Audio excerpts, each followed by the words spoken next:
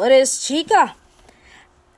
Nagsisihan na sa selebrasyon ngayon ng Genesis Superstar at alam nyo ba, ang mga eksena ay nako, nagkaroon ng iyakan pero tears of joy dahil hanggang ngayon daw ay magkasama pa raw ang dalawa.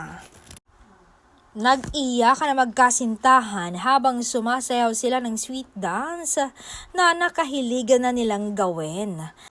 At abang-abang lang tayo kung may isi-share silang ayuda. Sana hindi sila maging madamot.